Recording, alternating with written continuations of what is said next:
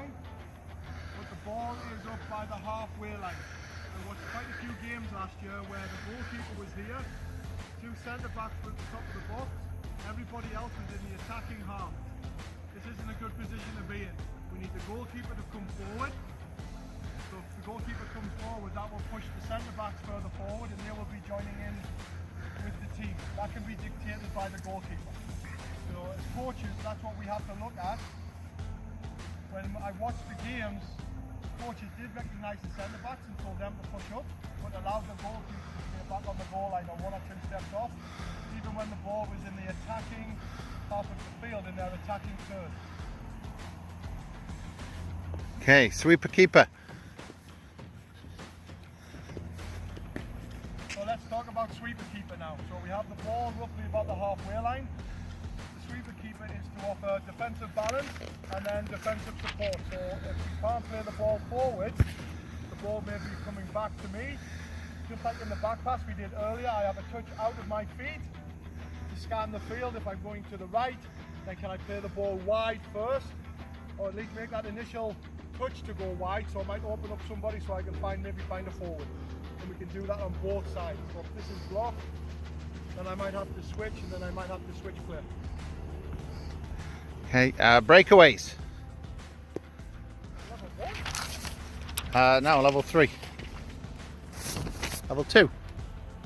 Level 2. Right.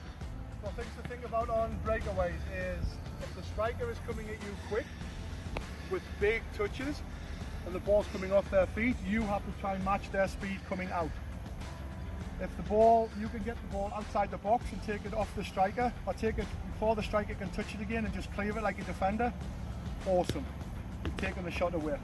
If they are getting closer into the box, I have to think about the distance I am away from the ball. So if I stop and I stay, like what we talked about earlier, and let them get closer where they can just have those big gaps between my right and post, left and post, high percentage they will score.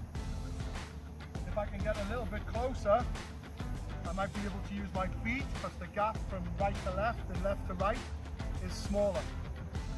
And I also have to try and keep a little bit of distance so I have some reaction time. What you'll see with young goalkeepers is they'll come charging out on their head and then they'll end up stepping up. As they're coming up, the ball gets touched past them and then it's in the net, or there's a collision. And that goes on with the 9s, 10s, 11s, 12s, even with the big kids. You see it where some kids get so aggressive, they get so close and then they have to lift the head or they're going to have a collision with the goalkeeper, with the field player. Okay, let's do this for breakaways.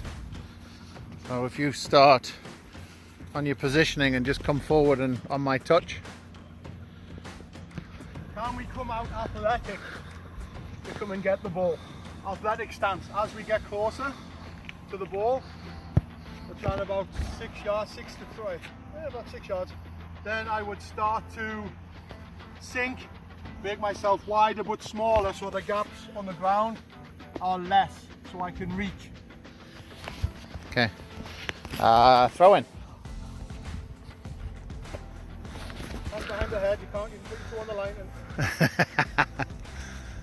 so I've made my save. I'm using my box. Goalkeeper is right-handed. I step with my left foot, just like I'm bowling. The ball, I'm going to roll it in front of the orange cone. My body is forward, I bring the ball back and I have a release just as my hand is stroking across the ground so the ball can stay on the ground. It's a lot easier for a field player to control something that's rolling than what it would be if I throw it up and it starts to bounce and bounce and bounce and bounce. Okay, throwing. So this one, if I take the time, I think the arm might fall off. I was going to say.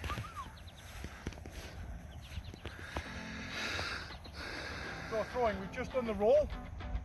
There is the javelin and then the overarm throw. The overarm throw is a little bit difficult for American kids because European kids play cricket, where the bowling action of is to brush the area. The javelin pass they can do because that's in basketball. The javelin pass is more so for teenagers, just for because it's If you don't do it right, it can hurt your shoulder. So it is similar to before. I go side on, I point to my target.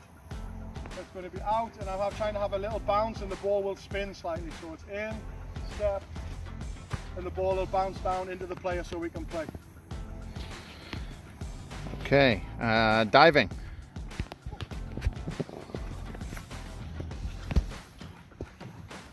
Actually, let's do switching first because we're on receiving back passes and stuff.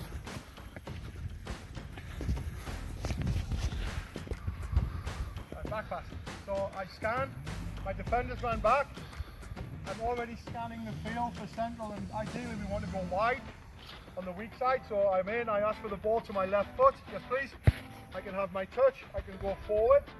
I can see my target. If I'm comfortable at an older age, I can play from here.